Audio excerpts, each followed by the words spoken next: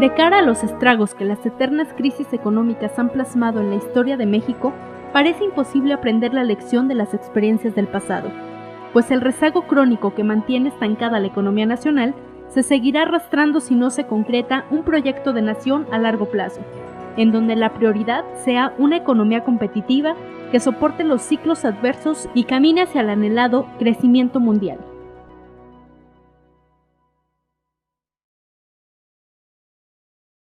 Bueno, me toca la distinción y la enorme responsabilidad de tomar las riendas de la Secretaría de Hacienda en marzo de 1982.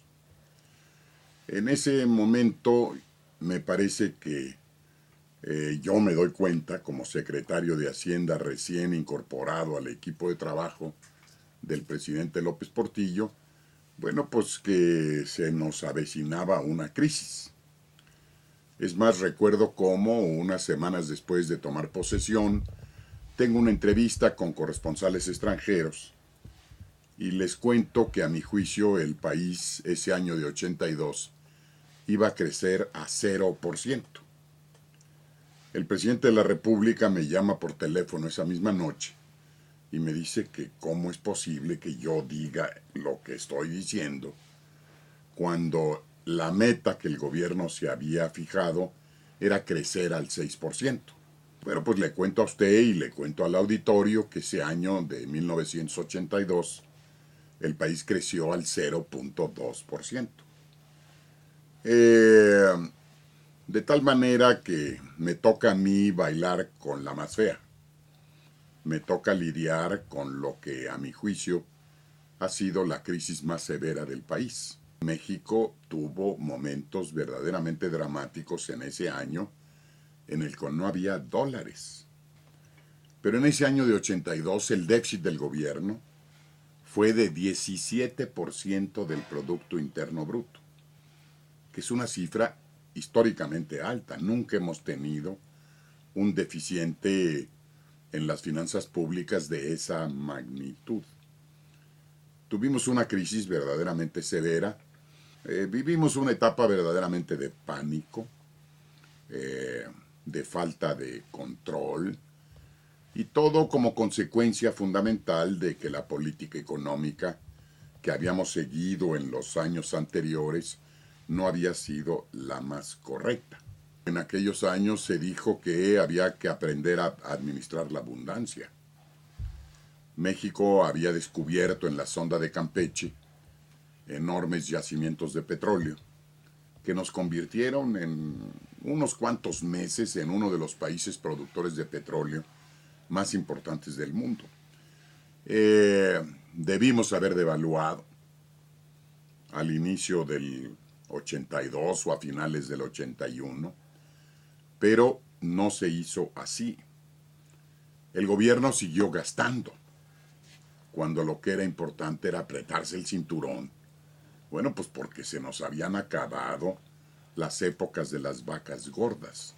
Nos sentimos como nuevos ricos. Y nos pasó lo que le pasa a los nuevos ricos, que se sienten que ya tienen todo en la mano, que pueden gastar lo que les da la gana, sin darse cuenta que uno siempre tiene restricciones. En ese año de 82 cayó el precio del petróleo de una manera severa. La tasa de interés en los Estados Unidos se elevó a niveles que si lo digo hoy en día la gente no lo va a creer. Pero en ese año de 82 la tasa de interés en los Estados Unidos se elevó al 20%. Hoy, hay que recordarlo, está al 0.25%. México era un país que había tenido mucha deuda externa, pues porque éramos un país muy atractivo. Los bancos veían en México un lugar extraordinariamente atractivo para que nos prestaran. Teníamos petróleo, entonces no había problemas de la garantía ni de la capacidad de pago y nos endeudamos en exceso. Ahí cometimos el error nuevamente de sentirnos como nuevos ricos y contratar créditos con los bancos japoneses, alemanes, suizos. Y al mismo tiempo, bueno, pues el peso estaba sobrevaluado y eso, bueno, pues provocó que poco a poco nuestras reservas en el Banco de México se fueran agotando. Y hubo un momento, a mediados, fines de agosto, en el que yo me veo obligado a ir a Nueva York a reunirme con toda la comunidad financiera internacional en un gran salón del edificio del Federal Reserve de Nueva York a decirles a todos los banqueros del mundo el viejo dicho mexicano, el de debo, no niego, pago, no tengo. Pero nada más le voy a decir esto. Ese día 20 de agosto de 1982, viernes, el Banco de México tenía 158 millones de dólares de reservas. Hoy en día, julio de 2010, el Banco de México tiene un poquito más de 100,000 millones de dólares. Era una situación verdaderamente dramática.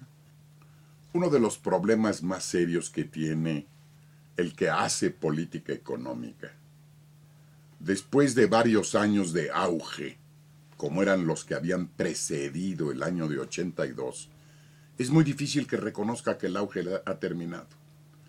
Cuando yo digo en esa entrevista de prensa que el país va a crecer al 0%, el presidente se enoja, porque la meta que él tenía era crecer al 6%. No creía que fuera posible, que fuéramos a caer a un crecimiento nulo. Bueno, pues fue lo que sucedió. Y cuando el presidente de la República no tiene conciencia de ello, bueno, pues no se modifica la política económica. Seguimos gastando, cuando lo que debimos haber hecho era reducir el déficit y devaluar la moneda, cosa que finalmente tuvimos que hacer en el curso del 82, pero ya no como una medida preventiva, sino ya nada más pues, para salir a respirar en el agua, porque estábamos bajo el agua.